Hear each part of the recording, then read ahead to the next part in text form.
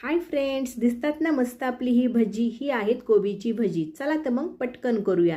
यासाठी इथे मी कोबी घेतलेला आहे बारीक चिरून, थोडीशी कांदापात घेतलेली आहे, कोथिंबीर, मिरची पावडर, धना पावडर आणि थोडासा ओवा घेतलेला आहे. आता 1 वाटी बेसन पीठ आणि 2 चमचे कॉर्नफ्लॉवर घ्या आणि अगदी किंचित पाणी घालून हे मिक्स करून घ्या. चवीनुसार मीठही घालून घ्या. पाणी जास्त घालू नका. या कोबीलाच ऑलरेडी जास्त पाणी सुटतं मीठ घातल्यामुळे.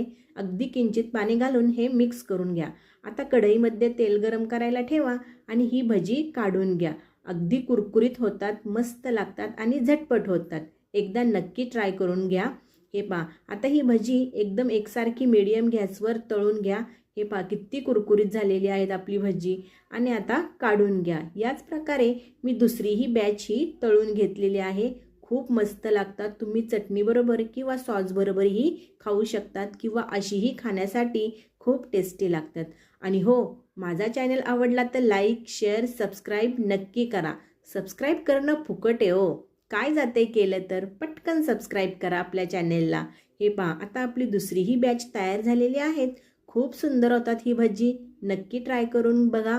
आणि हो, अशीच कोबीचे पराठेही याचीही रेसिपी मी दाखवणार आहे. तीही नक्की पहा. कोबीचे पराठेही खूप सुंदर होतात. आणि माझे रेसिपी आवडल्या तर प्लीज प्लीज प्लीज सबस्क्राईब नक्की करा. बाय. हे पहा किती कुरकुरीत झालेली आहेत आपली भजी. बाय.